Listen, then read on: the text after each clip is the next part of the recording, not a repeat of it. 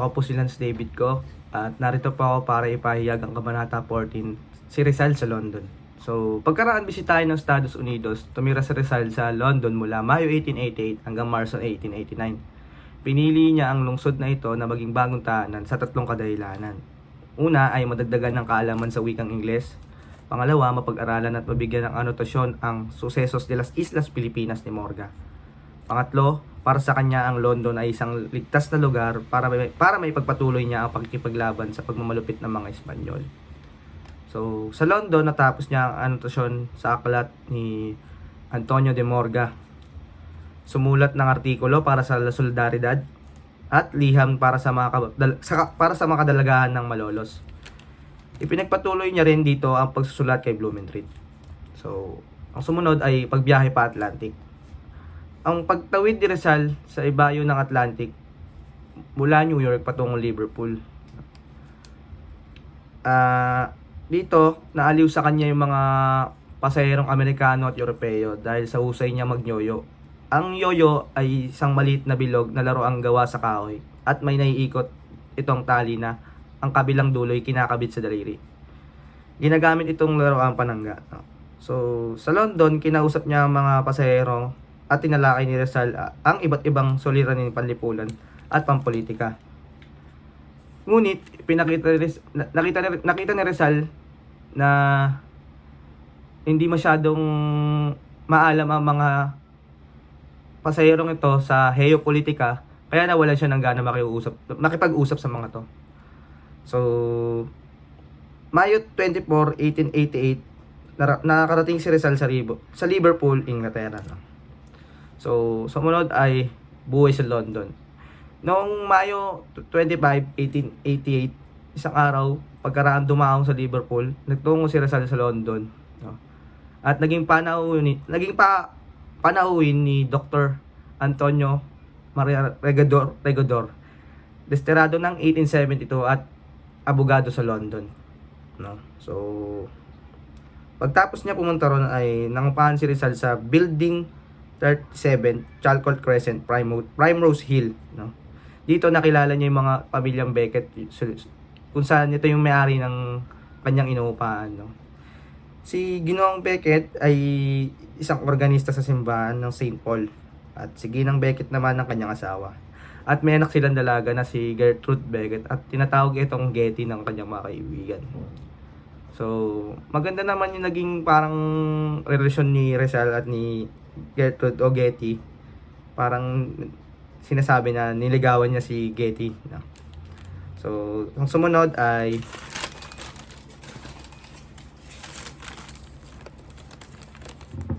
inihayag ni Rizal na para kay Rizal, ang lokasyon ng tahanan ng mga pamilyang Becket ay maganda.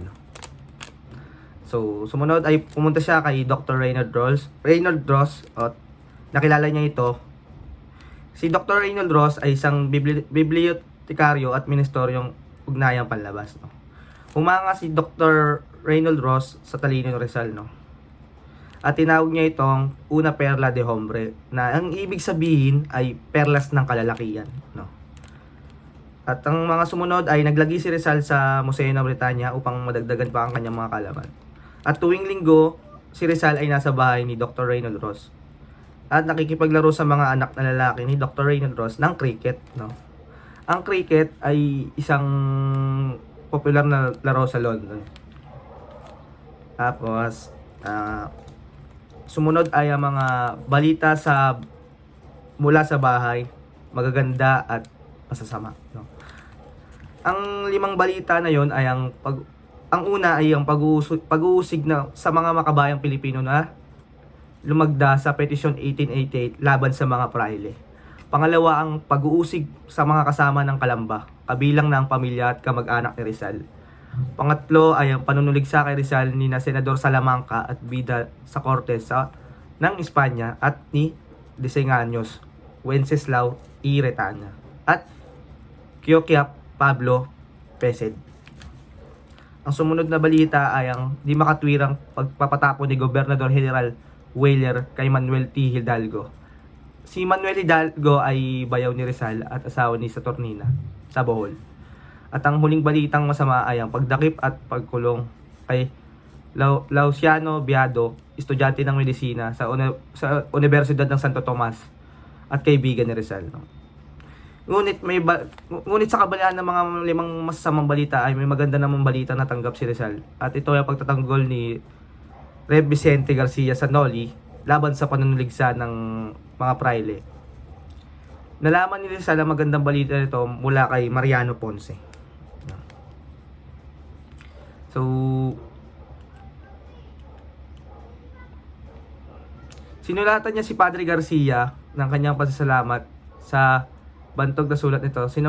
Sinabi niya na mga kabataang Pilipino ay nagsusumikap na gumawa ng mabuti para sa aming bayan at narapat na pigilin ang aming pagsulong, gayon may nililingon namin ang nakakatanda para sa kanilang mga payo.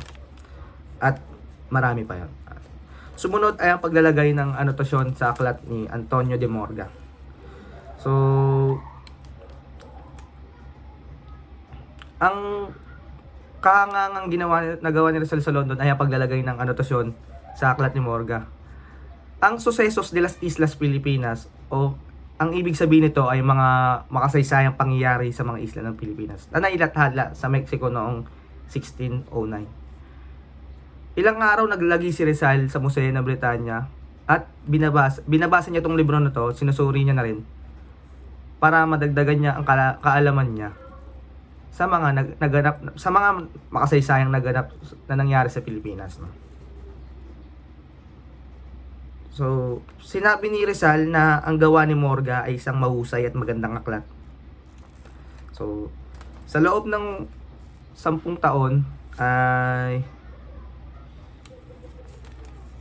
nagpatuloy ang panghihikayat ni Mariano Ponce kay Rizal.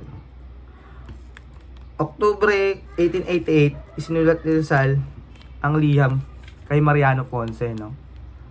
At abala si Rizal noon, kaya hindi niya napagbigyan si Mariano Ponce sa kanyang kahilingan. So, ang sumunod na nangyari ay ang maikling pagbisita sa Paris at Espanya. Noong unang bahagi ng Setyembre 1888, binisita ni Rizal ang Paris ng 1 linggo, no? Dito nagkita sila ni Juan Luna at Paspardo de Tavera, no?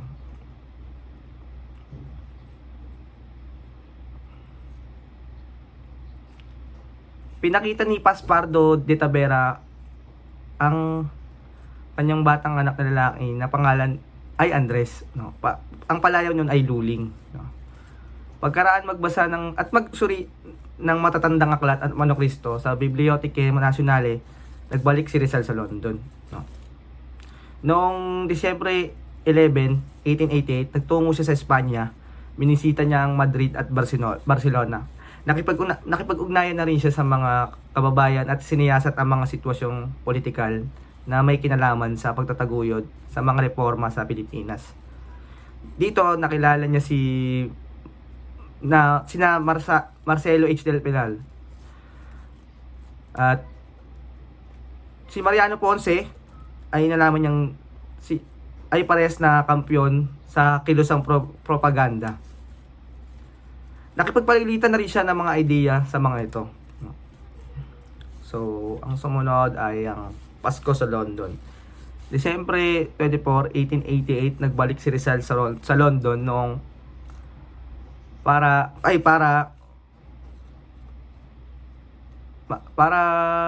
maging masaya ang kanyang bisperas ng Pasko. Ang unang niyang sa lupaing Ingles ng gabing iyon, isinulat niya kay Blumentritt ay, ngayon ay Noche Buena, bisperas ng Pasko. Ito ang pistang gustong-gusto ko. Naaalala ko ang masasayang araw, di lamang ng ating kabataan, kundi pati na rin ang mga kasaysayan. Isinilang man o hindi si Kristo, sa eksaktong araw na ito, hindi ko masabi, ngunit ang eksaktong kronolohiya ay hindi mahalaga kapag nasasaksihan ang saya ng gabing ito. So, naging masaya ang bisperas ng Pasko ni Rizal sa London, no? Nagpadala si Rizal ng aginaldong pamasko at namuno na rin siya sa Imperyong Romano. At ang huli ay niregaluhan siya ni Ginang Becket ng libro na ang pamagat ay The Life Adventures of Valentine Fox, The Ventriloquist, no? At yun lang po sa aking parte. Maraming salamat.